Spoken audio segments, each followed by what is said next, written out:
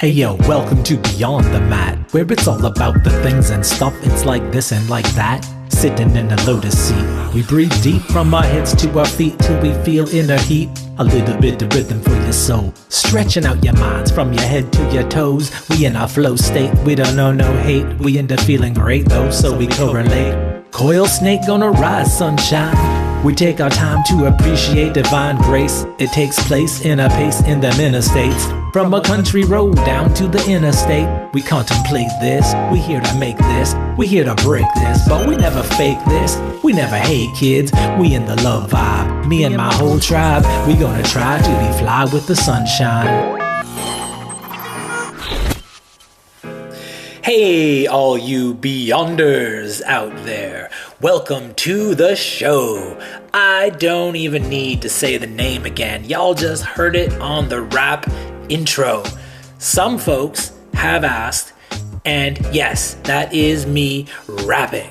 But no, I did not make the beat. That beat is from some lovely folks over on YouTube.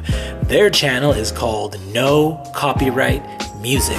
They offer all these instrumentals free of charge for use in your projects, whatever it may be, from a podcast to a movie to even a freaking rap song, man. So head on over to No Copyright Music on YouTube if you need some fly-ass tunes for whatever project you are doing. Today's show is brought to you by me. Yes, me. Do you like to look at visual things that make your brain go boingy, boingy, boingy, boingy, boingy, scrambled eggs? Then head on over to my personal website at jcoleyoga.ca for a refreshing brain twist. That's right, you can have your brain twisted and all the juices squeezed out just from looking at these images I have created. And what better way to have all your family and friends' brain juices squeezed out than by purchasing a lovely print. That's jcoleyoga.ca and scroll down to the art collection at the bottom if you are so inclined and kind enough to cut out the middleman. We can arrange an e-trans and I will hand mail this to you. That's right, my own fingerprints, my own DNA will be included in your package that was manually fulfilled. Email j@jcoleyoga.ca and we will arrange something. Today's show is also brought to you by Sticks and Stones Yoga. If you're on Vancouver Island, anywhere from Duncan down to Victoria, give them a try. And right now, if you hit up the Sticks and Stones Facebook page, you can fill out a raffle for some free stuff. Which brings me to today's guest. My friend Viv from yoga school dropped by for a little chattypoo, and we got to catch up and reminisce about the good old times back in yoga school and get into some good old shop talk about our trade. Viv has really been grinding it hard in the world of yoga and really has her shit together, all together, in a backpack so that it's together. And she's been selling it all at the shit store, aka yoga classes. Viv is a great human being. She is fun to talk to and has a great personality. She is super friendly and inviting and ready to get down to business, yoga business. So, without further ado, ladies and gents, slap your hands together in a namaste, then pull them apart. Then slap them together again. Now, do this repeatedly anywhere from 5 to 10 times and chant out a big ol' yeah as we make some noise for my yogi friend, Viviana Ng.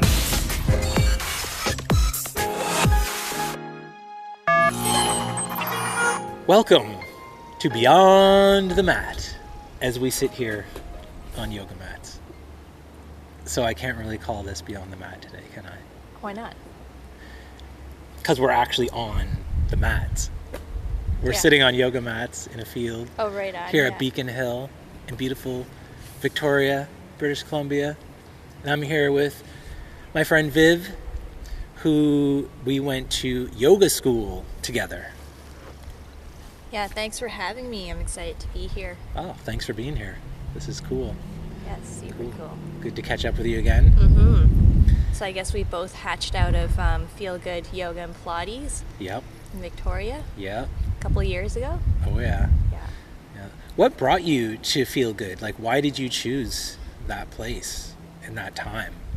I had a couple friends that went there and had nothing but good things to say about them, so I thought I would go and try out the intensive program because the timing kind of worked out a little better for me. Right. Cool. Yeah, I mean, that's why I chose the intensive program too, because I was looking at other programs and I was like, 6 months? What? Yeah, who has time for that? I don't want to stretch this out, a few hours on the weekend kind of thing. I'm like, then I'm going to have to get a job. I'm going to have to live somewhere for an extensive amount of time. And just because of that, I was like, wow, they're going to pack this into 1 month. But I didn't know what intensive meant. I thought it meant this is going to be intense. But I didn't know it meant it's going to be intense. Yeah. That's what I thought. And I was like, okay, this is going to be easy. We'll go to class for a few hours a day. And I honestly thought it was going to be me and a whole bunch of girls. That's the way I had envisioned this thing. It's going to be I'll be the only guy and there'll be a whole bunch of girls. And it's going to be really cool.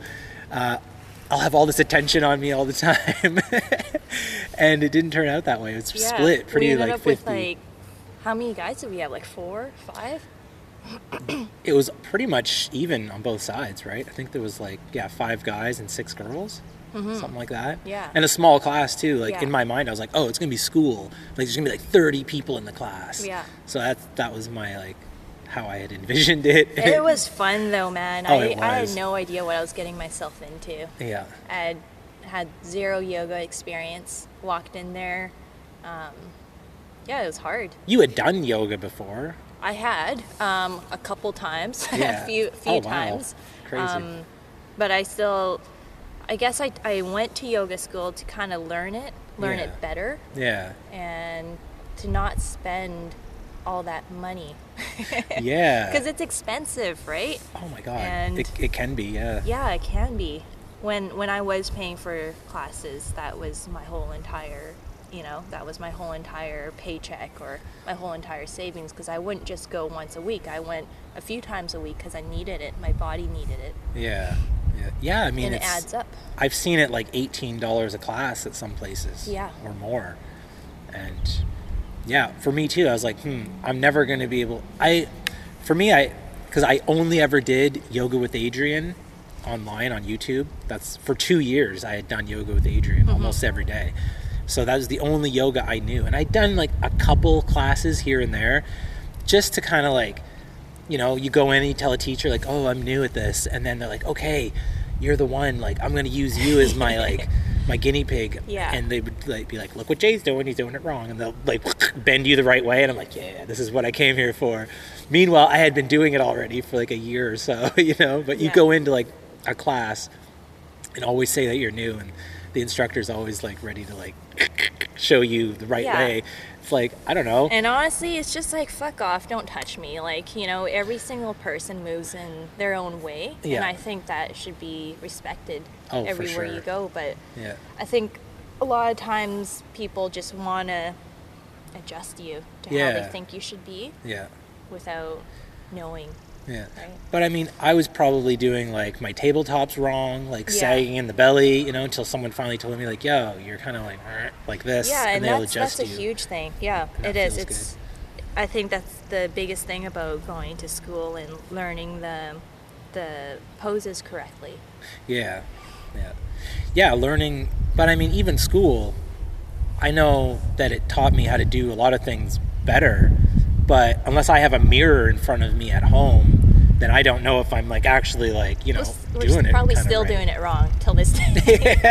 Yeah. Who really knows? My down dog feels weird all the time. Oh, every day. I'm just and then I saw myself, my friends took some photos one day. Yeah. And I was like, that's what I've been doing it felt so right in my mind. And when I looked at it, I was like totally off, just in a simple down dog. And I was like, no Probably way. wasn't even down dog. It was like cat cow or something. It was like, a standing cat cow. Yeah. Oh my God. That's when it like hit me. I was like, whoa, like I need a mirror. Like I need a giant mirror on all 4 sides. Yeah. I need a ceiling mirror. I just need to be inside A box, a little cube of mirrors. Mirror cube, yeah. That'd be really trippy. Yo, do you hear that boat? Is that a boat? Yeah, like a brrr. Yeah, I did hear it. Down in the bay.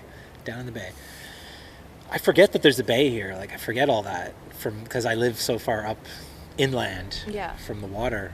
And whenever I come down here, I'm like, oh yeah, there's all that. There's like a whole marina life, aquatic lifestyle. There's people who live in houseboats and everything down here. Yeah, which it's is cool. really It's cool. busy. It's a busy city for sure. Busy and bustling. And there's so many tourists come in all the time, all year long too. I noticed they didn't really stop. It's not like there's a tourist season. It just, every time I've been downtown, there's been like tons of people walking around taking pictures and shit. And, like, really cool. Really cool place. I'm a little distracted by this guy behind us. He looks like a black ninja. He has a rope that he's swinging around, whacking the grass.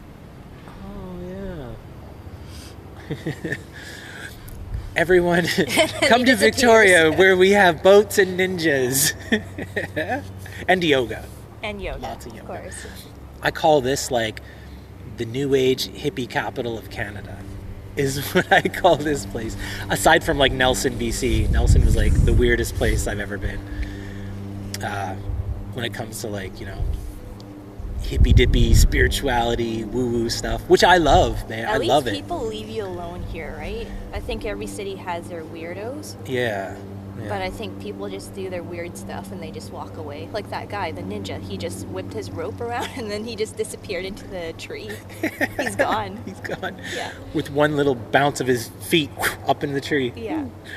No wires. No. Not like in the movies. No wires. This guy just went up there. Yeah, so back to the yoga school. I mean, 6 days a week, 8 to 5 every day.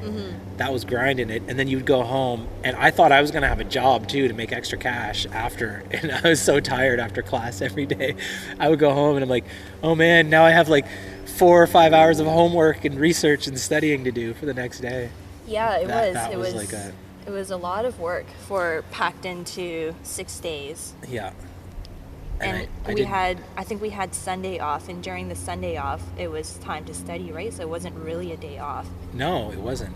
And I mean, that was the only day I had. And my friends here were like, hey, let's go do something. And I was like, can't. I think I went with my friends like twice in that whole month. I went on 2 Sundays. Yeah. Where I had like some free time. I didn't see any friends.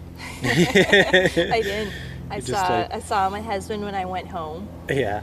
And then it was a couple hours of, studying and then straight to bed, wake up and go to school. Yeah. That for 6 weeks. How many weeks was that? It's like 4 weeks. Was it 4 weeks? Oh yeah. I guess so. Yeah. Oh yeah. 200 hours. Felt longer. When I tell people that, like friends back east who were like have already been through college or university, and I was like, yeah, it was 200 hours in 1 month. They're like, what? How did you get 200 hours packed into 1 month? And they were like, I don't even work that much, Jay. And I'm like, what? Yeah. I was like, well, it was. Then I thought about it. I'm like, yeah, that was. I'm like, oh, that's when it hit me. That's what intensive means. It wasn't that it was like going to be intense. I'm like, oh, it means like we're going to sweat a lot and do a lot of like physical stuff. No, an intensive program is the word they use for school, and people who are like, everyone else seemed to know what it meant except me. So that was funny. The reason I chose Feel Good was because of, like I said before, Yoga with Adriene. That was like her slogan, find what feels good. And my friend, whose name is Victoria Garland, she told me about Yoga with Adriene. I had been looking online. I watched hundreds of videos, and I kept falling over, and they didn't cue properly or anything like that. And then my friend Victoria told me about Yoga with Adriene. Yoga with Adriene's slogan to this day is find what feels good. And then I found Feel Good Yoga in Victoria, BC. I was like, wow, this is like come full circle. It was meant to be. It was meant to be. Yeah, that's cool. It's still a commute for me though. living in Duncan. You drove every day. Yeah, it wasn't as bad as I thought it was going to be, I guess, the time-wise, driving there and back. It's supposed to take about 45 minutes, but sometimes it took longer, especially coming home from school. Right. All the traffic. Oh, yeah. The infrastructure in this town is not ready for the population that's here, that's for sure. Mm-hmm. Like, this is a small town. This isn't even a city to me. This is a small town. Yeah. And yet, it's considered a city by the amount of people that live here, which is kind of interesting. The rating system of, like, what constitutes a village to a town to a community to a city in Canada, it's all based on population. So when your population gets to a certain point, you're allowed to then call yourself a town where you used to be a village. Mm-hmm. And what ends up happening is you end up just paying more taxes just to call yourself a town instead of a village. And it's not fair, man. There's some places back east that have, like, demoted themselves from being a township down just back to being a village, which takes you, so like in the Halifax, for example, the Halifax Regional Municipality encompasses so much, like, landscape, right? So many square kilometers, and within that there's these little towns. So some of these people, they pay all this tax money to Halifax, so they'll get their garbage pickup, they'll do sewage and things like that, recycling, and I don't know, just different things. Snow plowing is a big deal back home.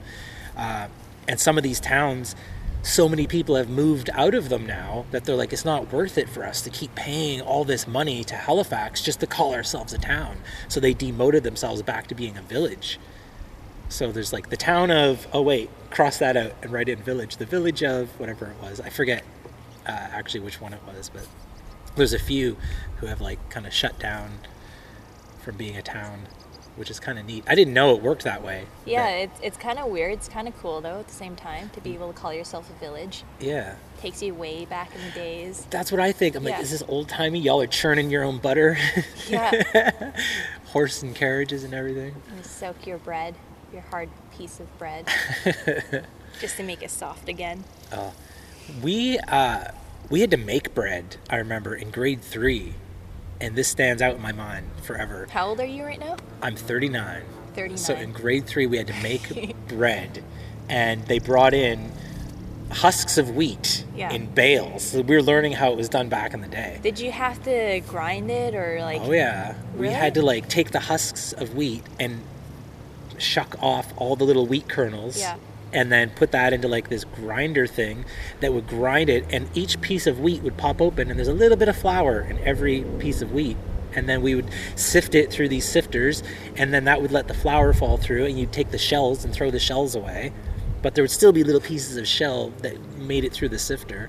And then we took the flour, and then we made bread from that flour with, like, some eggs and milk and everything like that. That's pretty sweet. That was such a lengthy experience. It was like an all-day thing just to bake one loaf of bread. Yeah. And they were like, and then you have to share it with everybody. And share, you got like one slice. You're like, oh my God, like, this is what it used to be like back in the day. Yeah. Now we just go to the grocery store or just go to a corner store, and I'll pay the $3 at the corner store. I would much rather pay that than to get one loaf of bread.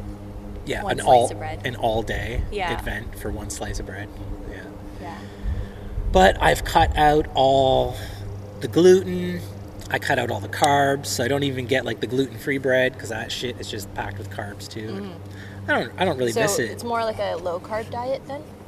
It's supposed to be low carb for keto, but I was like, fuck this. I'm gonna do no carb. Yeah. Like, I'm gonna go extreme, and just why? Because people are like, oh, you're allowed 20 grams of carbs or 120 grams of carbs every day, and you just have to weigh everything. And I'm like, I don't want to weigh everything. This is a waste of my time. Like, let's just cut them out altogether. What are you eating then? Vegetables.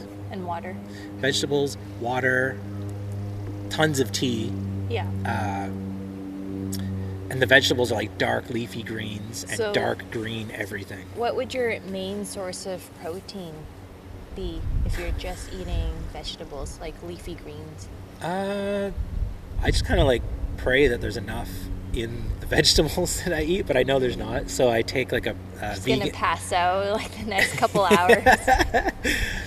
I just kind of like pass out as we're talking here. Like, yeah. Man, those Jay, come dreams. back. Oh, where were we? I do a vegan protein shake every couple days Yeah. to kind of like boost it up. That's And good. That's about it. Yeah, I like those too. I've been drinking a lot of Vega. The Vega ones. That's what yeah, you get. they have quite a variety, right? Yep. Like good flavors and stuff. And Oh, you can yeah. get your probiotics in there with your fiber and That's the other thing. It's got all your vitamins too. Mm-hmm. So like on the days I take that, I mean, my vitamin drawer is like, Yeah. I've got all the vitamins to supplement that you need for being vegan. right. Is that what you are? Like you switch completely to Oh yeah. no meats? No meats. Okay. And I mean, even in yoga school, I was eating 3 eggs every day. Yeah. And I've cut out the eggs since Yeah. then. That was the hardest thing to cut, and that was the last thing I ever cut out. Was like before cutting the gluten. Yeah. Or no, but I was gluten free before that, but before cutting out all the carbs, and like wow, I got to tell you, I was working on my dad's farm at the time when I decided to cut out the eggs, and he was like, I don't know. He's like, that's your only energy that you're getting now. Like, he's like, I don't know, is this really a good time to be doing this? I'm like, this is the best time to be doing this because it's a challenge. Because we're going out and cutting down trees and chopping firewood and getting the estate prepared for winter. Mm-hmm. So like, it was a lot of intense physical work every day. Yeah. And that was kind of the best challenge to try and cut something out, because that's when you know you're at your like most extreme physically demanding, and to be able to cut something out like, and I mean, I started eating 3 eggs in like 2010, 2011, 3 eggs every day. I've never missed a day. Yeah. So to go from that to just not having it all of a sudden, yeah, the first couple of days I felt a little weak, but then, you know, that's when I was like, okay, I'm going to need to supplement with something. Started getting into the protein shakes. Yeah. And Which was really it's cool. so important to take care of your body and eat right. A lot of us take that for granted too. Yeah. And then, I mean, I have such a high metabolism that, like, it's not really even that important to eat, like, super healthy. Because, like, I could literally Just eat, burn like, it. I could eat 4 cheeseburgers right now, and it'll be gone by this afternoon. Yeah. Like, I don't worry about that kind of shit. It's not about weight or anything like that with me. Yeah. But just the feeling and the energy that you get. And like I was saying in the car before, after starting keto for 90 days and then having some carbs after, Yeah. like I had a carb crash. Like the insulin spike, you get this like crazy sugar high, whoo, and then you crash. And I was literally like falling asleep with my eyes open kind of thing. I was like, Yeah. and like my mind got all cloudy and drowsy, and to the point it just took right over. And I'm like, what if I was driving? You know, what if I was riding my bike? What if I was like walking the dog when this happened? I would have just like conked out. I'm like, luckily I was at home sitting down when it happened. And yeah, I just felt like this wave of tiredness take over. But I mean, after eating those carbs, it was like, yeah, I'm all right. I feel great. And then it just hit me like, whoa. And the sluggish, and my face, like the next day I got really puffy. Like Yeah. my skin really puffed out. And yeah, it's just weird, retaining a lot of water weight too from it. Yeah. But yeah, other than that, that's You're really selling this That's about this diet here. Can't wait to start it. it's not for everyone, I'll tell you that much. Yeah. I think the mean, biggest thing for me is being a chef and cooking since I was like 15. Yeah. It's been a lot of food experiences and a lot of fast food too. A lot of foods that are totally terrible for you, right? Right. So right now, it's a matter of figuring what to eat less of. I'm not cutting everything out. I'm not even cutting anything out. I'm just taking a lot less of it and just being aware of what I'm eating. Yeah. That's another thing I noticed. The portion sizes. Like I used to put away like a big plate of spaghetti, Yeah. you know, like enough for like 5 people. I would just eat that and then go sit on the couch and kind of like, and feel again, gross. go into that carb coma and watch TV and Netflix and was like, and pass out. Which is like the way of life, you know. When I look at my parents, my dad and my brother, that's what they do every night of the week. Yeah. They work hard all day, then they go home and pass out. And in their minds, it's like, oh, it's because I worked hard all day. And it's like, no, y'all, it's because y'all just ate like 5 people worth of spaghetti, you know, and like everything You know, when else. when you're a kid though, and you look at how much you can eat, and you're so proud of like. Yeah. You're so proud of it. I remember being like a teen and getting like a whole pizza, like a whole It's just for you. just for me. I would just hide out in my room and just like eat this pizza and be so proud that I ate the whole thing. Yeah. And at the same time being completely shocked that I had ate this whole thing all by myself. So it's incredible how much you can pack away if you don't care about it, right? Oh, yeah. But also when you're a kid, it goes by really fast. Yeah. Again, you have a higher metabolism as a child too, so you're like really burning it off. So it doesn't matter. It really doesn't matter. I used to put away plate after plate after plate, and I remember my grandfather like, look at the size of this boy. He's a skinny little toothpick kid. He must have 2 hollow legs. Where's all that food going anyways? Yeah. I'm like, more. And they're like, no, we can't afford to feed you anymore. Like, this is it. Like, you're cut off, man. I'm like, I want another plate of spaghetti. I'm starving. Yeah, it hurts. Like, feed me, Dad. Oh, my. So, where are you planning on going? Where are you going to let yoga? With life or? With life, anything. Yeah, where do you want to? What's your goal? What's your end game? Bam. I'm hoping to probably, in the long run, move a little bit closer to Victoria, move my practice down here. Yeah. I feel like there's more for my husband and I. There's more things that we can do, and so I think just keeping it open, having an open door, having like, I want to offer yoga to anyone and anywhere, really. Right. And I'm trying to do it in a fun, loving way where you don't have to know a whole lot about yoga, because I knew nothing about yoga when I started. I just started doing it and I started feeling really good, and it became a daily practice for me. So it all just kind of falls into place. It does. Like without even thinking about it, it just kind of starts to happen. Like you wake up in the morning. I don't even have to plan it. I'm just like, I get up and I'm like, okay, it's yoga time. Like I'm never like, oh, I don't want to do it today. I have to force myself. Like I just get up and it's like, I'm a zombie. Yoga zombie. I'm like, get up. Oh, okay, here we go. Yoga time. Your body starts to crave it, right? And it becomes such a natural thing for you to want to do. Yeah. And that's when it starts to feel the best, I think. Yeah. Yoga's always been a way to heal my body, to repair my body, myself, mentally and physically, right? Yeah. So I think I just want to just have it everywhere I go. Yeah. And again, that's what being a teacher is like the best thing, because like now I don't need a video. I don't need anything. I have it all in my head. It's like, nice. It just becomes a treat. When you do see videos or you go to classes, it's just a treat, right? Yeah. So you've learned the basics of like what to do and how to do it better or maybe correctly. Yeah. And then you just take those tools and you apply it. Yeah. And it's funny, when I go out and teach, I've never been, even though you're supposed to have a plan, right? You're supposed to have a class plan. You're supposed to know what to say and what to do and talk and stuff. I find myself more of a quiet teacher. I'll just tell you enough for you to do what you need to do. Right. And I wing it. It just comes. I walk into class and it's kind of whatever I feel like I want to do, right? So you kind of like freestyle your classes. Yeah, like if my back hurts, then that's where the main focus is. We're going to be working on our backs. Wow. And I'll give you options. If you don't want to do it, then don't do it. It's not going to hurt my feelings, right? Yeah. And I have no idea how you're feeling, so yeah, it's all good either way. Like I'm just there, just doing my own thing, and you just come hang out.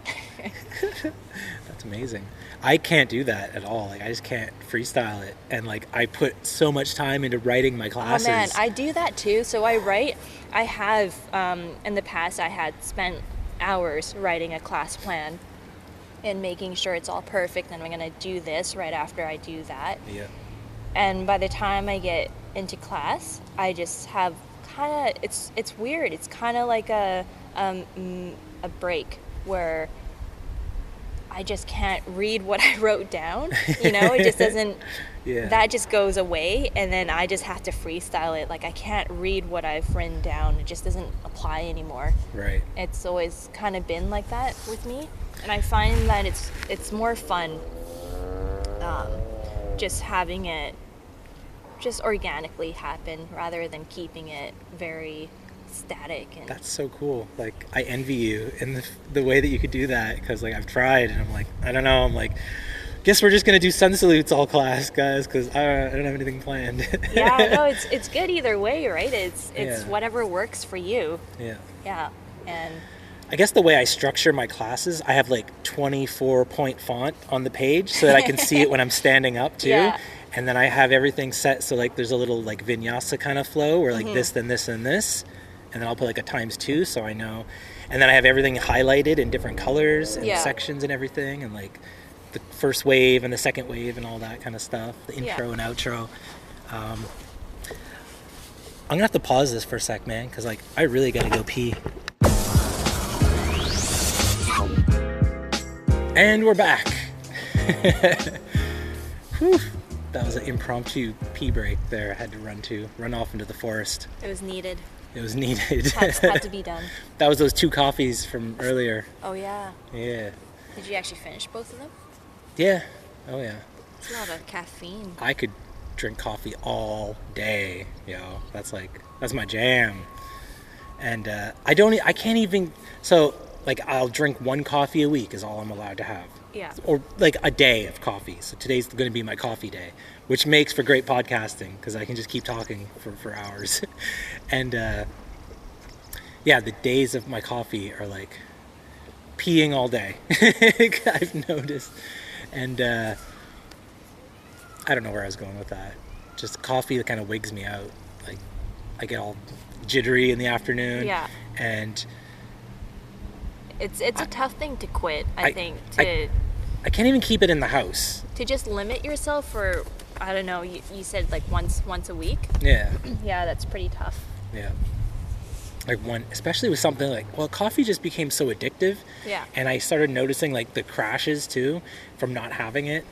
Or like you get to this point where you're like, you get up in the morning, you're like, oh, I need my coffee. Oh. And I was like, okay, here I am needing all this external shit when I know I have the energy within me to not need something like that. Yeah. That's what I don't like. I don't like needing things like external forces. Like what I need is a glass of water. As soon as I wake up, that's what I need to do and what I should be doing.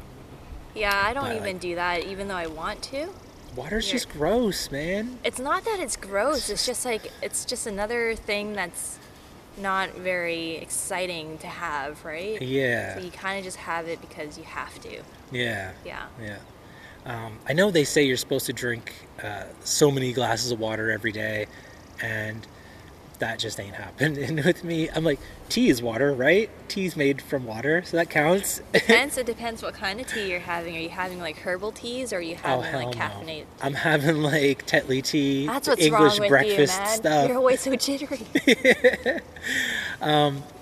And I drink my tea in a mason jar. Yeah. And I'll drink like 6 mason jars Nice. of tea every day. But it's not always the Tetley tea. It's not always that stuff. Like I do drink a lot of herbal tea too, mixed in. But Yeah, it's so good. I'm a huge tea drinker. I would love to be a coffee drinker, but it doesn't agree with me. Yeah. Right? Yeah. You have little aliens popped up from the grass there behind the bushes. There is an army full of toddlers running right at us. Here we go. I guess we're really close to school, maybe, right? Maybe? Preschool? I don't know. We're at Beacon Hill Park in Victoria. They're all wearing little uniforms. Yeah.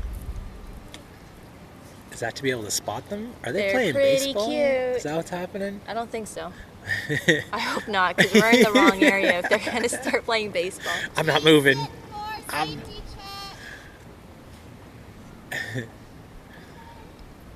This is funny. Yeah, you drink tea out of a giant mason jar? Yeah. I've been drinking tea out of a giant Pyrex measuring cup, because I get to the point where It's not enough. 1 cup isn't enough. it's not that. Like I have so many cups that I use throughout the day that when I run out of cups, that's the last thing that I have in my house. It's a Pyrex glass. So I'll make like a giant pot of tea and I'll just sit there and read books, right? Yeah. And yeah, it's been good. What books are you reading? I just finished one called The Revenger, so I'm really into sci-fi books. Yeah. I think they're awesome. There's some really good authors out there. Oh, yeah. Trying to read a lot more these days. I just got over a concussion that I've had twice now within the past 6 months. Oof. So I had two or three concussions within the past 6 months. So it took a while to recover. As soon as I was feeling better, I started reading. Yeah. So it was hard to read with a concussion? Super obviously. hard to read. Yeah. You just kind of feel it like dazed a lot. Yeah. And you get headaches and you feel tired and things are way too bright. Yeah. So driving was super hard to focus. Reading was super hard to focus. Being on the computer was extremely hard. Yeah. I do a lot of my work online with yoga and like setting up schedules and writing and stuff, right? Yeah. So I do a lot of work online. It's a lot of screen time. A lot of screen time, and it's tough. So I think having to say no to work and having to say no to doing all the things that you're used to was really hard for a few months. Yeah. That must have been a good adjustment though, like a good technology cleanse almost, like a tech fast to get away from all that for a little while. Maybe like the universe was like saying like, yo, you've been looking at too many screens.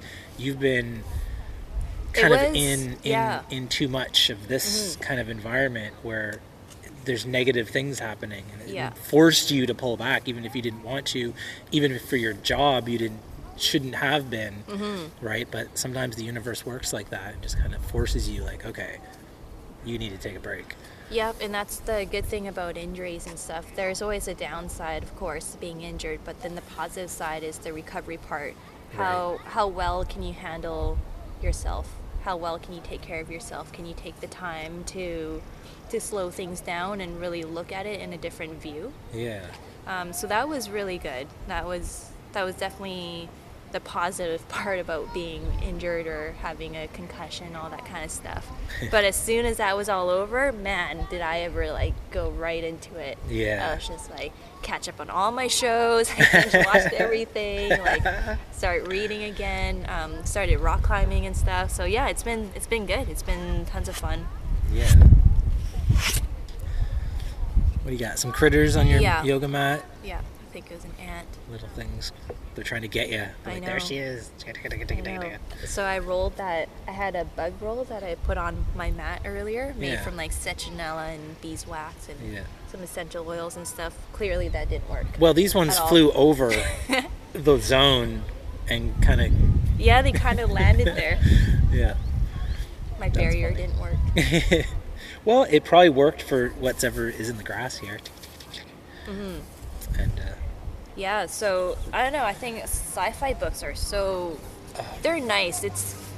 It's really cool to read a sci-fi book because you're basically reading the writer's imagination, right? And you're turning it into your own, right? So you're making your own characters up. What I like about sci-fi is that the storylines are so solid. It's more about it's not about the robots and the starfighters, and it's not about aliens and planets. It's not about that. That's just the landscape where the story is being told, and the stories are always so much more in depth and more involved. Two of the last sci-fi books I read, and it's been a while, I read The Hitchhiker's Guide to the Galaxy, all 5 books, the trilogy of 5 or whatever they called it, and then I read Ender's Game.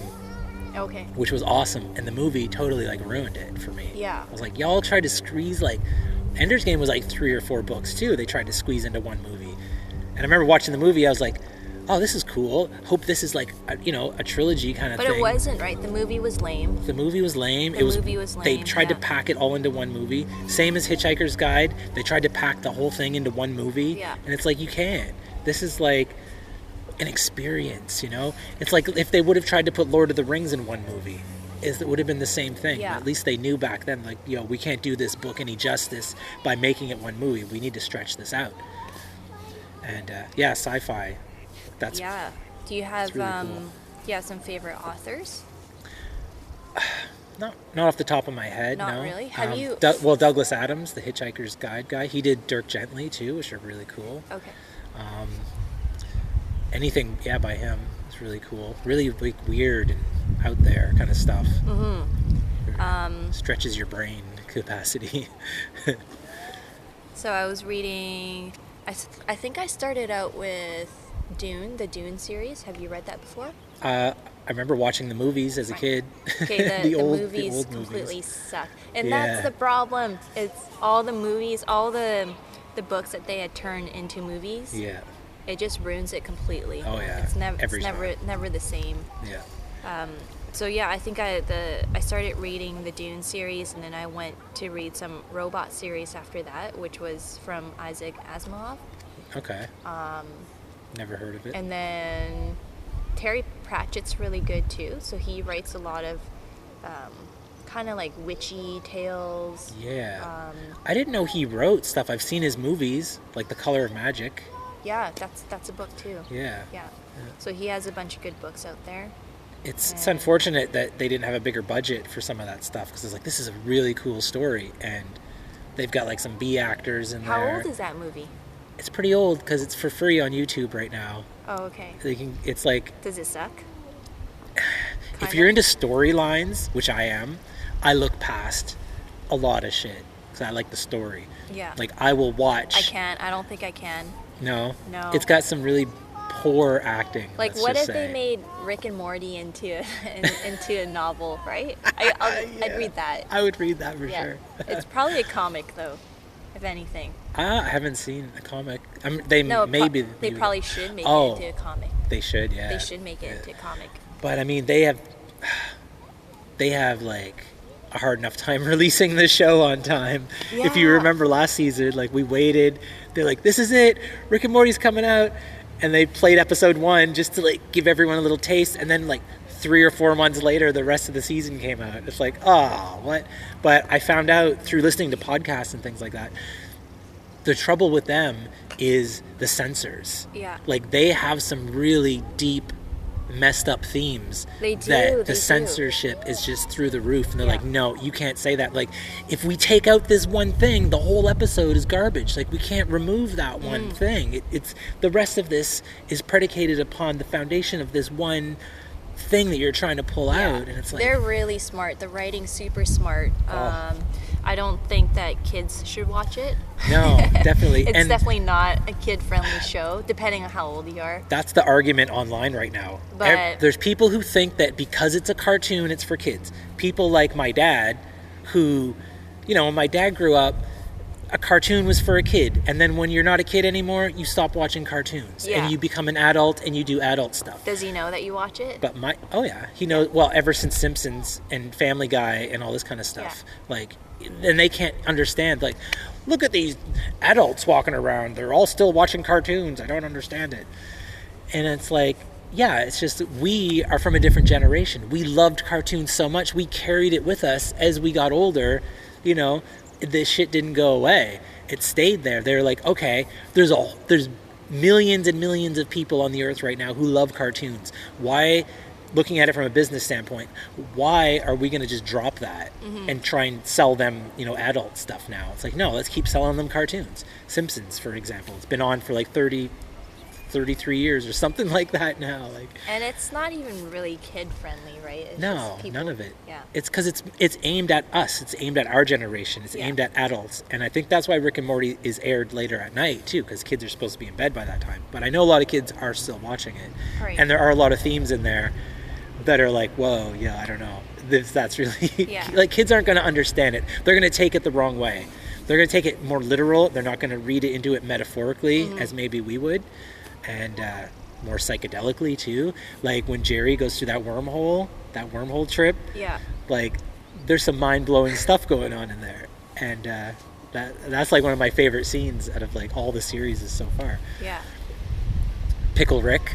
Pickle Rick was good. Pickle Rick. Yeah. I mean, geez, we could go on. We could do a whole podcast just about Rick and Morty. Yeah, that was it. It was a really good, amazing show. Oh. Yeah, and hey, season 4 is coming out soon. Yeah, if it does. Supposedly. Yeah. Season 4, I don't even think I finished watching all of season 1. There's one episode that I really, really didn't like, and it was weird. Yeah. It was the one where, I think it was season 1, where Morty had a baby. He had like an alien baby or something like that. Yeah. Right? That was kind of messed up. Yeah. Yeah, there's some really twisted things that kind of challenge Yeah. your like outlook on life. And the whole thing about Rick, how he's like, nothing matters, everything is stupid. Yeah.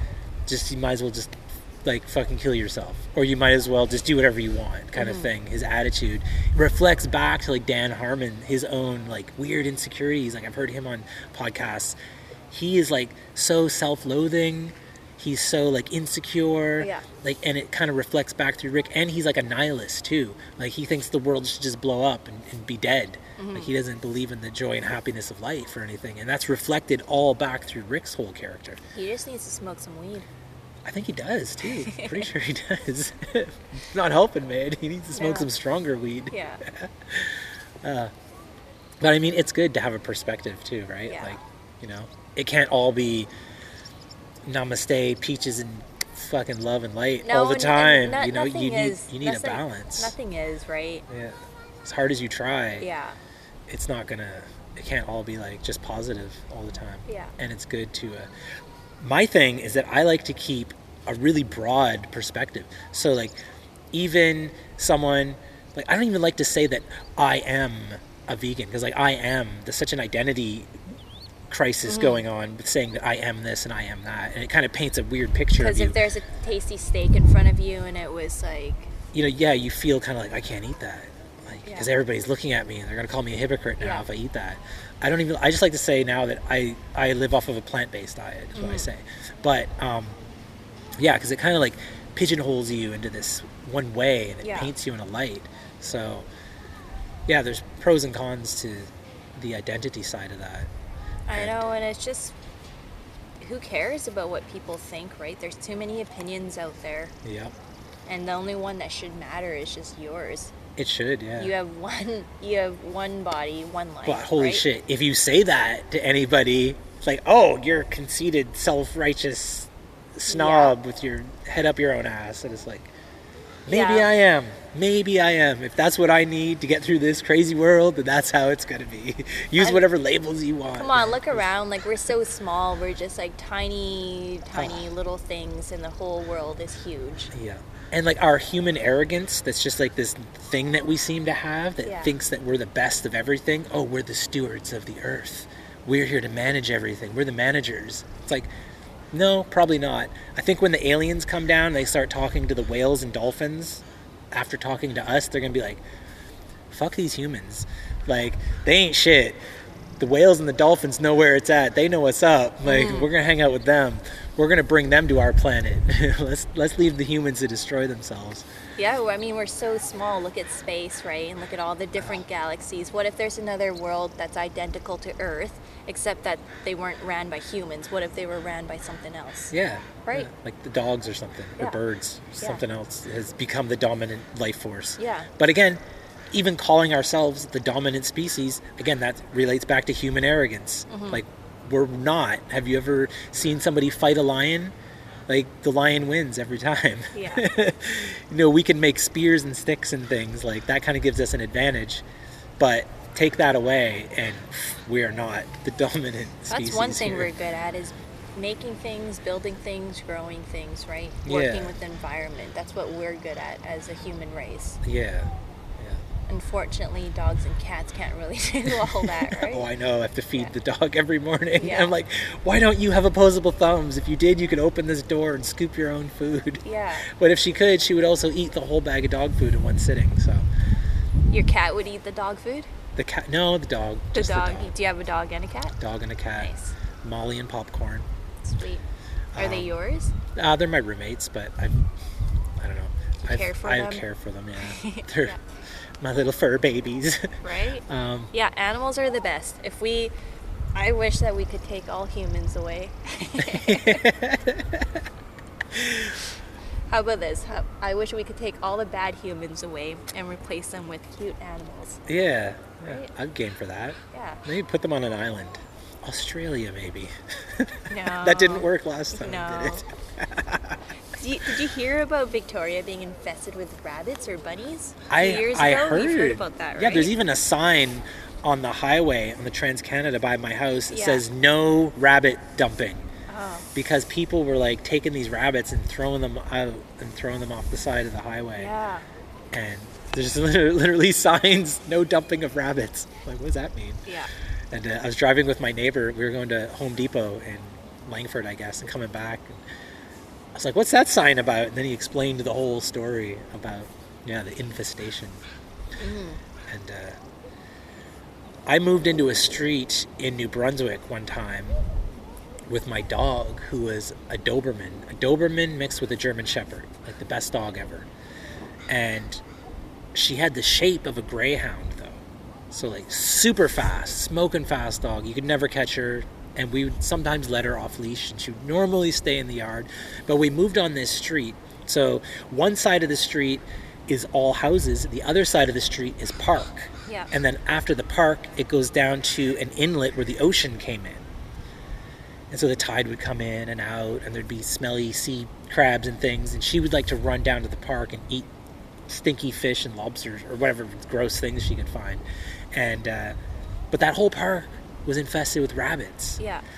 And everyone on my street... Would she try to eat the rabbits? Oh, she killed... Within the first week, she killed every rabbit on my street. She killed like over 100 rabbits by herself. And the neighbors came to my door and were like, yo, your dog killed all the rabbits. And I was like, not my dog. And they go, then what's this? There's a trail of blood and bones and fur leading from the park all the way up to my doorstep and onto my door. There's like blood and fur everywhere. Sick. I was like, okay. Let me get back to you on I that. guess it was maybe my dog. I'm sorry. I'm sure there's more rabbits. They're like, no, there's none left. She killed all of them. And then I followed the blood trail, and she went on like a murder spree one night. Man. Every rabbit dead in the park. And like, not like for food or sustenance, just because she's like a savage beast, like That's this is what I crazy. do. I'm a dog. I kill things. Like, So like, that kind of like teaches you about nature too at the same time. And like, I was a young kid too. So I was like, wow, like, and they're like yelling at me, like maybe yell at my parents. like Yeah, like what are people you coming to supposed my to door. do I about don't know, your man. kid? Yeah, like, I don't know. Sorry, like, what do you want me to do? And I remember like getting mad and just like slamming the door in their face. Like, go away, like leave me alone. Yeah. And yeah, that was a weird time. It was also a predominantly French community, so everyone was French, and we were the only English family on the street. So like, they would always turn their noses up to us and kind of exclude us from anything. And like, people on the street would have like potluck dinners and gatherings and little parties in their yard, and we would never get invited to any of that kind of stuff. So it kind of felt like weird, anyways. Felt like the you shouldn't outcast. kill all those rabbits. Bring them to the barbecue. Yeah. Guys, I brought some roasted barbecue. Rabbit pie. Rabbit stew, anybody? Rabbit stew, rabbit pie, Rabbit sandwich. rabbit popsicles. Sick. Gross. I had a rabbit hair in my popsicle. Tasty. Hey, better than dog fur being in your popsicle. It's true. What kind of popsicle are you eating? Where was I living? Someone's dog shed so much that the dog hair would get in the weed, and oh my god, it's all you would taste. It would just... We would get that sometimes when I was working in the dispensary. I don't know, I guess this person who was growing their weed had a bunch of dogs hanging around. They but sometimes use them to protect the weed. They would have like... Is that what they're for? They would have German Shepherds and a lot of long hair dogs, angry ones. Not that German Shepherds are angry, but they would have like, bigger like raw dogs, and the dogs would lay right on the bales of weed as the stalks and this like the whole plant would be laying there. This is a common thing because we get that on the East Coast too. Lots of like weed with dog hair on it, and you're like, what the fuck? Like, yeah, it doesn't sell no quite as fast no like, as the some dog hair weed. Yeah. It has a very unique smell and a flavor from that burning hair. From the dog. The burning hair. Gross. And it's like, you kind of like, I taste blueberry with an undertone of wet dog and burnt hair. Like, nasty. Yeah. Nasty. I've always thought it would be fun to work in a dispensary. It's not. It's kind of depressing, to be honest. Like, yeah, sure, it's great. You get to you get to see different varieties of weed, and the strains are really cool, and learning about the products. Right. But you also get a lot of people who are going through a bunch of shit.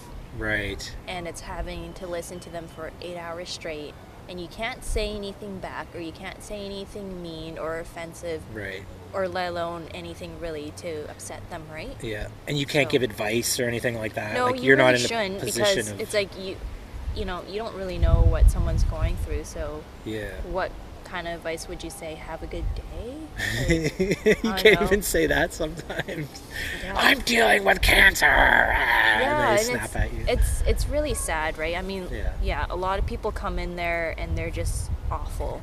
Right. They're just not loving life, and they're not in the best mood. Yeah, and then they need their medicine. It's like, do you think the pharmacist says that to someone who's handing out just a prescription? And I think that's why they have the pickup and the drop off window. Right. Because just so they could one stay person, away. The more smiley person's like, "Hi. Yeah. Sure, I'll fulfill the prescription." The person in the back's always so angry. They always have like a nasty, like.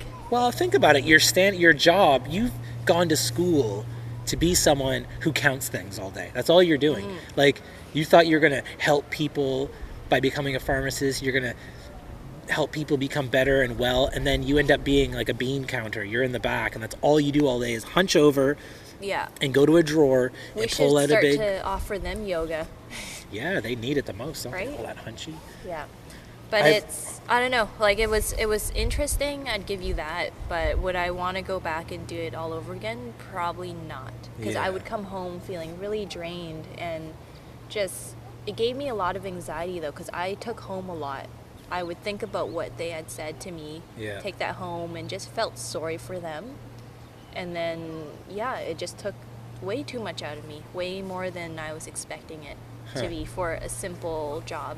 Yeah. Right. Yeah, you'd think it'd be easy. Like, hey, what do you want, man? Like, you think stoners wearing tie-dye are going to come in, like, hey, man, give me some of this and some of that. And then instead you're dealing with, like, actually sick people. Yeah, you're dealing with sick people, but you're also dealing with stoners and a bunch of, like, weird people. Yeah. There's always a mix, right, wherever you go. I mean, I sold weed for many, many years. I was a weed dealer. Yeah. I mean, I put myself through college selling quote-unquote drugs. Whenever I could get my hands on. It's better that way, because you don't have to deal with people's business, because all they want is their weed, and then they're out of there. Yeah. But when you're in a storefront, they want to talk, right? Oh, yeah. And I mean, there's this, I relate it back to like being like a waitress kind of thing. Like a waitress's job is, and I saw this working at a bar myself as a bartender, guys would come in just because the waitresses by nature were like a little more flirty and a little more like outgoing because they wanted those tips. Yeah. And I remember this guy in my community who started to believe that this waitress was in love with him. And it's like, dude, I remember taking him aside. I'm like, yo, first of all, she's had a boyfriend who I know is a friend of mine for like the last like 8 months they've been together. What? He said, oh, why is she like that with me? Why is she so nice? And she said this and that. And I'm like, yeah, but think about the words, man. Think about what she said. Like, all she said was like, have a nice day or something, and like a little wink, and like she like walk away, and he's like, oh, that's not right. People shouldn't be like that. And I'm like, yeah, but she wants tips, dude. That's her whole job, is to get tips. Yeah. But I feel like there's people who purposefully go out and try and seek out almost like someone just to be nice to them. So they'll go and they'll maybe hang around the counter for like an extra hour, chatting up. It doesn't matter if it's a waitress or a bud tender or what. There's people who just need this like human connection, and they're not getting it elsewhere in life, so they find they can get it from someone who's just at their job, and their job is to be a nice person. It's part of the job, is to be friendly and nice. So that's kind of like a weird issue I found, like working in stores, like just working in public places. Is that why you were at the counter for so long when I saw you today? I thought you were just trying to get some coffee. No, man. I needed to chat with someone. It's super important, though, isn't it? Like human connection and human touch. As much as I love to be alone and away from people. Yeah. It's kind of hard not to be, though. Yeah. It's kind of hard to just keep yourself in a box and not connect with things, right? Oh, yeah. And that was kind of the thing to what brought me to yoga, was because I was in a box and I wasn't connecting with people and anything around me. Yeah. Right? So I think stepping into the yoga world opened those doors, and then I started to be more social with people, Right. and with teaching, and Yeah. I guess I was already very social from doing stand-up comedy, Yeah. from being in a rap band and everything, like performing in front of thousands and thousands of people. Very social, very like open to that kind of stuff, but also a recluse at the same time. Like I had everything compartmentalized, you know. It was like, no, I'm not going out to a book fair. I'm not going to anything. I'm going to stay in and work on my craft, because I know on Fridays coming up I have a show and there's going to be all kinds of socializing going on. Yeah. Which was great because I got to dictate and say when everything was going to happen, rather than just let the universe kind of whimsically throw shit at me, kind of like I do now. But even like organizing these podcasts too, I guess, is kind of compartmentalizing, having some social time with friends and everything. And yeah, it's just a weird thing. But yeah, moving into yoga from that whole environment, it seemed like seamless for me anyways. So there wasn't much of a challenge in that sense. The challenge for me was like constantly thinking that people who's showing up in my class are better than me at yoga and are gonna like, oh, he's not doing that right, and oh, those were like my key thoughts running through my mind all the time. And I'd always be like looking at everybody, and like you can kind of tell like when someone shows up with like, you know, like the cork board yoga mat with like a wooden block and everything. They bring all their own stuff, and I'm like, oh shit, these are like some serious yogis up in here now. Oh man, I better be on the top of my game. Oh, I hope they're not like critiquing me from over there, you know. Like that was really challenging for me. I still get intimidated by people like that too. You gotta let it go, especially when they have nice clothes and they're coming in all Lululemon everything. Yeah, and I'm just wearing like, you know, the same clothes that I've had for 10 years. Yeah. Speaking of clothes, I went from my weird, wacky, psychedelic outfits and leggings, and it's the Great Whitening of 2018. I called it. So everything is white now, and white shirts, white armbands, white almost everything. White's good though. It keeps you nice and cool, especially because it's so hot out right now. Yeah. And like it's easy to, it's kind of that Steve Jobs thing. That's why he wore the same outfit every day, because you don't want to take time picking out a wardrobe. You want to open up your closet and go ka-chunk, put on the same outfit. Also, it characterizes you. It makes you like this character that people, for branding purposes, people recognize you from afar. They're like, oh, there's Jay. Like, so I found I was like trying to coordinate. Like I'm like, okay, so these leggings have like greens and blues in them. I'm gonna need a shirt with greens and blues that matches and coordinate. And I found myself standing, looking at my closet for like 10 minutes and still not finding something to wear. I'm like, this is fucking bullshit. Like, I need to stop this. I know. How about all white everything? Yeah. It's easy to wash. I don't got to worry about colors mixing and matching.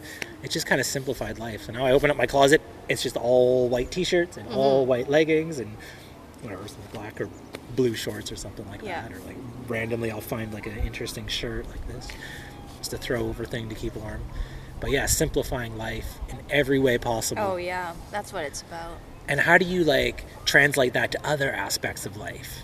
You know, how there's got to be a way to like, you know, if it doesn't work for you, just fuck it. Yeah. It doesn't work, say fuck it. Fuck it all. Yeah. Can I have a prescription for some fuck it all, please? Yes, just 1 second. Yeah. Let me go talk to my bean counter in the back. He's hunched over here. Click, click, click. No.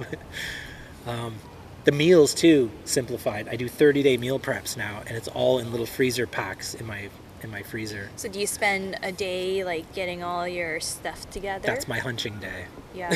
I'm hunched over the counter. Literally, it's a whole day of. Sometimes I'll go and buy all these vegetables, lug them home, and then you gotta wash everything. So I've got all my sinks are full, and I have all these big like metal aluminum bowls all full of water. Everything's being washed and then dried on drying racks, and then get all the bags open, like 30 bags are open, and then start putting broccoli, beans, whatever, Brussels sprouts, whatever's on sale, basically. So I'll put kale and spinach and lettuce and everything. So what are you having, mostly organic stuff, or do you just kind of get like the better end of things? I don't... That's a weird... It's pricey. It's so pricey. So pricey. But you need less of a portion because there is more nutrients in an organic versus like a Walmart broccoli. But I generally do shop at like cheap places like Walmart or Save On, whoever has the deals on. Exactly. So you could still go to cheaper places and still get the organic stuff, right? And it works out. Yeah. It's not going to be any different from if you go to like a Thrifty's compared to a whatever, like Superstore. They're going to still have the same organic brand. It's still going to be the same broccoli, right? Oh, yeah. So, I mean, I don't know. Like, my dad had gardens. Like, so my dad had a farmer's market, which was organic but not certified because he hadn't done... takes 3 years of tilling the soil of wheat and barley. It's a process. For 3 years of just wheat and then till it in, and barley and till it in, wheat and barley, till it in, and get the soil rich. And inspectors come and check the soil and all that. He didn't want to go through all that, so he just grew his stuff and put organic but not certified. Nobody really gave a shit back then. Yeah. This was like 10 years ago. That's good enough, though, right? Yeah, and then... so we always had, my whole life growing up, and he used to do the pesticides when we were kids, and he used to do like the fertilizers and all this like kind of bad shit that you today would never put on there, but that's just how it was always done back then. People didn't know any better. And I mean, we didn't grow up with weird deformities or defects or anything like that, and it's such a small amount when you look at it, small amount of toxins that your body does kind of process it and get rid of it. It's not like you're like dosing yourself, you're not bathing in these chemicals. So I wish I knew like a lot sooner though, right? I feel like I didn't start caring about things until the last couple years, to be honest, was when I was like, okay, I need to change a few things here. I should stop eating junk. You know, and it's, so I've been more into gardening and stuff. So getting fresh veggies and putting them into the ground and waiting for them to grow. Yeah. And then I realized that I wanted to start like a low-carb diet. And how's that working out? It's not. I completely forgot that my whole garden is like, get this, it's like full of potatoes. Oh. Carbs gone. Yeah. Right? So I got like potatoes in one whole area, and then I have Jerusalem artichokes, a whole whack of garlic, and lots of like herbs and stuff like that, and some beans. Oh yeah. I have my whole garden this year is all kale, spinach, beans, and I just started growing my own stevia plants, the sweetener. I did that before. Oh my It's God. Awesome. Yeah. You throw it and it gets like really high and tall, and then you can start to dry them, just sun dry them, and then crush them, and it's stevia powder, right? So I was going to Whole Foods and buying these little packets of They're expensive. $5 for 40 grams. I'm like, this lasts me a week to put in my tea. Yeah. I'm like, a week? $5 a week in sugar? That's crazy. A bag of sugar is like $2 that lasts you all a month or two. And I was like, this is too much, so I'm gonna have to figure something out. And I found some garden store here selling stevia plants. So I bought 2, and they're only about that big. Yeah. And now they double in size. And I cut off all the shoots coming out. Yeah. And I cloned them. So it takes 3 weeks of soaking them in water before they'll start to root in the water. Nice. So now I've got 12 more stevia plants. Okay, I need one from you. Yeah, you can have one. Sweet. I'll mail it to you. Nice. Yeah. You got this wet blanket in the mail. What's this? Why is it wet? They're gonna send it back as drugs or something. No, it's just stevia. It's all good. 300 times sweeter than sugar, they say. Yeah. It's so good. And I just put a leaf in my mouth and just kind of chew on it sometimes. And, oh, it's so good. And so that's in the Vega protein shake that I have too, right? Like it's stevia based rather than having sugar in there, which is a lot better. Oh yeah. So you want to stay away from refined sugars and stuff like that. Refined sugars, and so refined sugars is included in sucrose, sucralose, high fructose corn syrup, even just fructose corn syrup, fructose, all that stuff is really bad. So candies and ice cream and all that. I'm one of those fun stuff. I'm that annoying label reader, when we're in the store getting stuff. I started doing that too. Like, so your grocery trip's like 3 hours opposed to like an hour because you're reading everything. And it's like the things that you would never expect. Yeah. Like, what was it? So I had, and it's on keto, we don't call it a cheat day, we call it a treat day because it's part of the actual diet. You're allowed to have like, give yourself a break, give yourself a day, have some carby things, have some sugar or something like that. And I was getting some ice cream, but like all non-dairy ice cream. And like the second ingredient was wheat. And I'm like, what the fuck, man? Why is there wheat in my ice cream? Because it's a cheap filler they can grow and put it in somehow. Like, really? That's really shitty. What brand is it? Call them up. I think it was the So Delicious, I think. Oh, okay. I think it was that one. I don't know. I read all the labels on all of them. Like, what? Wheat again? Yeah. That's not good. No. And it's so hard to find the combination of everything. Like, you'll find something that's vegan, but it won't be gluten-free. Mm-hmm. Or you'll find something gluten-free that's not vegan. Yeah. They're never kind of married together. You and just I think can't win. There's a market for that, for sure. There's definitely a market. People who would want to, like, open up some kind of restaurant that was vegan and gluten-free. Yeah. And now next level, carb-free, which would be awesome. Yeah. Because, like, I was like, ice cream, I know it's not going to be carb-free. Well, it will be carb-free, but it'll have some sugar in it. It'll probably be naturally sweetened too with stevia or something like that, hopefully. No. No. Third ingredient after the wheat, sugar. Yeah. Oh my. I'm sure someone would have come up with it if it, if there was a big enough market. Yeah. I don't know. This keto thing is like really blowing up. So as I was saying before, I try and keep a really wide and open perspective on life. So I listen to like a lot of podcasts from hunters, even though like I identify as a vegetable eater. Yeah. And you'd think that I'd be like this hardcore, like, no meat for anybody. But I'm like, I don't know. There are people who live off of hunting, and there's people who survive that way, and it's their jobs. And there's like hunters who that's how they feed their family all year and pay for their way of life and living. And like these really and they're like, there's this one guy, Cameron Haynes, every day he runs. That's right. He's Joe Rogan's friend, right? Yeah. And he runs a marathon every day. He's an ultra marathon runner. He runs a marathon every day of the week. And he has like a job too. So he's like, I'll just run the marathon on my lunch break. He's like, I have an hour. Yeah, he's crazy though. It's like how... Yeah. And he probably does have a family, I assume. Yeah, he's got a wife and kids, but all this so does he sleep? I don't think so. But he says, spending time with his wife and family. His wife and kids, that's like important to him to have that time. But he's like, so what, on my lunch break is my wife and family going to come hang out with me in the lunchroom? No. So he's like, I'll run my marathon. He's like, I got an hour, I'll go run the marathon and come back and then work whatever his like desk job kind of thing is that he's doing. Yeah, it's crazy. And to stay in peak performance and peak shape so that when you do go out hunting, you're able to go and just be the best hunter you could possibly be. And I love shit like that. I love total human optimization. I love like tweaking the human body to be at its best all the time. Yeah. And that's why I've gotten into this flow state thing recently. And I joined this, the Flow Genome Project. The Flow Genome Project, which is really cool. So they're hacking flow states and trying to find a way like, so, from doing like an hour or more of yoga, you get into this like, the mind and body are married together. You've all become one with the universe. Everything's melted away, but yet you are in it at the same time. Yeah. And you're in like this flow state. There's ways to achieve that without having to do like an hour of yoga all the time. There's ways to get into that kind of mindset. And that's kind of the things that we're learning at the Flow Genome Project, which is pretty cool.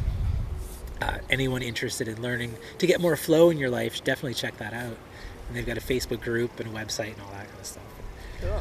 There's like tests you can take, and there's DNA tests they do for you and all that kind of stuff. And I did the MyHeritage DNA recently. What? Everybody's like, that's a scam, right? You're just throwing your money away. I'm like, it was on sale. It was like $45. Like, who cares? Like, it was fun to do. You learn about your like lineage, and I already knew that because like my grandparents' parents on both my mom and dad's side came from England. That's where they came from. And they came here for a better life or whatever. on boats of orphans and shit like that to come here to New Brunswick and Nova Scotia. And so I already knew about that. And I had already done some like tracing back in time through England to find out where they were from. And it goes all the way back to the Saxon invaders, like Viking invaders that came to like the shores of Europe, to England. And some of them just wanted a better life, which is like kind of where my lineage came from, who were just decent folks who just came in. They're like, we're not here to kill and take everybody's shit. Can we just live here and have some land? And people were granted land to stay. So that's like where my family comes from. So like I'm tall, white, blonde hair and blue eyes. Like definitely have like, I've been told by other Europeans who are from Europe, they're like, yeah, you have like a Norse, you have like looking at my facial structures, they pointed out all these things. So they were all wrong. So everybody was wrong. What's that? Was everybody wrong? In the DNA test? Yeah. No, it came back like 100% what I knew about already. So what I knew like Norway and Denmark for sure, lineage from there. And I knew about like Ireland, Scotland, Wales, and Britain. And that all came up the top of my list. Top 25% or 59% Irish, British, and Scottish. Or sorry, Irish, Scottish, and Wales, but whatever. It's all attached on the same island. Yeah. And then like 25% British, and then the weird stuff started coming in. It's like 1.9% Nigerian. I'm like, what? And then it's like 3% Arabic. I'm like, what? Like, I think y'all got some shit twisted, man. But like, they lied to you. They lied to me. That was the extra $5. Yeah. If I hadn't paid the $5, would I just gotten these results? Yeah. But when they look at it, they're looking at DNA strands, and then they're comparing parts of the DNA that they know only people from Nigeria have this little squiggle, and it matched up. So then they're like, okay, so somewhere in your lineage, somewhere, it might have been hundreds and hundreds of years ago, someone somewhere came from Nigeria who mated with someone who mated and, you know, made the me that I am today. Mm-hmm. So that kind of stuff is really cool and interesting to look at, I found. Yeah. And yeah, so this Flow Genome Project, they look into your DNA, and I guess there's different things through different lineages that they can do. Are we running out of time? No, it's 10:43. I just want to get some food in a bit. Sure, yeah. Do you want to break this and then? Yeah, for sure. Yeah, okay. I'm good to go. Grab a bite. All right.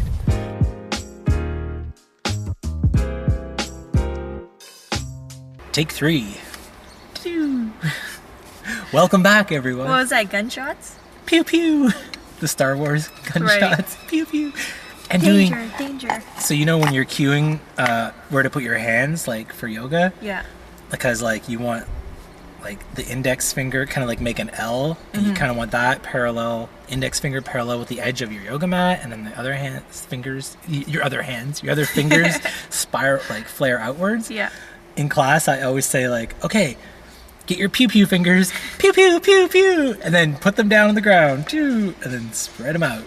Yeah. That's kind of like some of my weird, wacky cueing that I do, which is everybody laughs, and then I quickly learned that making too many jokes in class, because it's laughing, everybody's doing breathing. Your breathing is going with the body, in and bend and out and bend and in. And then you throw in a joke and everybody, and it throws off that whole breathing, and people fall over and laugh and everything. So that was a challenge at first. I'm like, fuck, I gotta like not throw in so many jokes. And I'm like, okay, don't be funny. And then things like pew pew pew come out, and everybody roars of laughter, and I'm like, oh, I did it again. Sorry, everyone. I like those type of classes though, right? Have you ever walked into a class and everybody's so serious and stone-faced? So serious. Like, what's wrong with you guys? Y'all are have a laugh. Yoga robots, man. Yeah. That's another thing that Yoga with Adrian says, like, no yoga robots. Like, you know, find what feels good, move to where you feel is best. You don't have to be yeah. But just because of the laughing thing, that's what I found. It throws things off. You know, we're getting in that like the rolling of an ocean. And then imagine another wave goes. Yeah. It's like kind of like, whoa, what was that wave all about? Doesn't, you know, it's not a nice flowy ocean. Yeah. And it kind of throws you out of that zone. Maybe everyone doesn't get into that flow state we mentioned earlier. Yeah. So, we're getting near the end, I think, of this thing. Was there anything you wanted to like touch down on? Was there links, website links, classes, if you go anything to Sticks and Stones Yoga, Yeah. we are having an open house May 26th from 3 to 8 p.m. They'll be down in Maple Bay, 6701 Beaumont Street. Ooh. So that's happening next In what? In this wait, week. that's in Duncan? That's in Maple Bay. So yeah, Duncan. Maple Duncan, Bay. Yeah, it's in the Cowichan area. Cowichan. So we're going to be running yoga and Pilates for all sorts of people. Cool.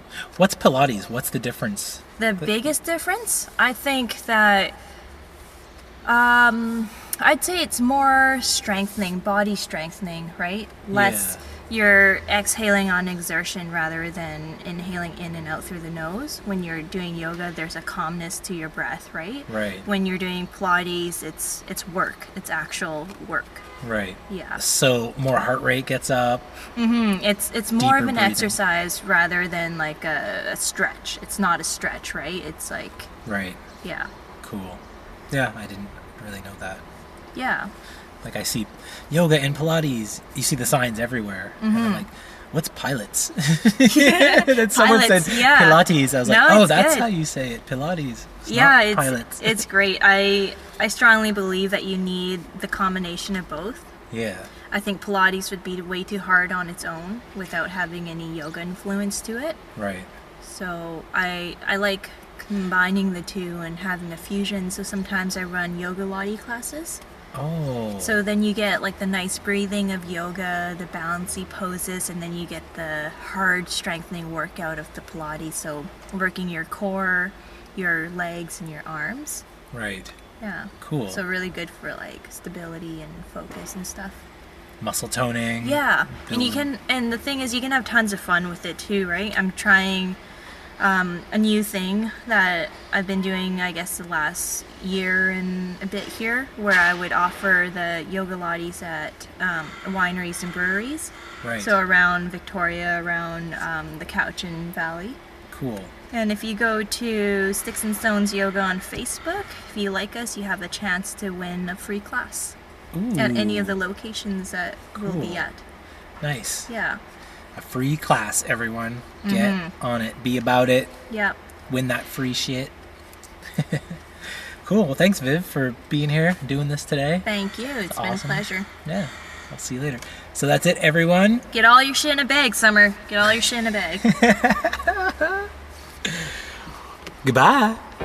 Well, my fellow Beyonders, that was another one for the records. We recorded that outside in a park, sitting on some yoga mats downtown Victoria, BC, where the sun was shining, the birds were chirping, and a gaggle of small children strolled by to fill up the baseball diamond next to us.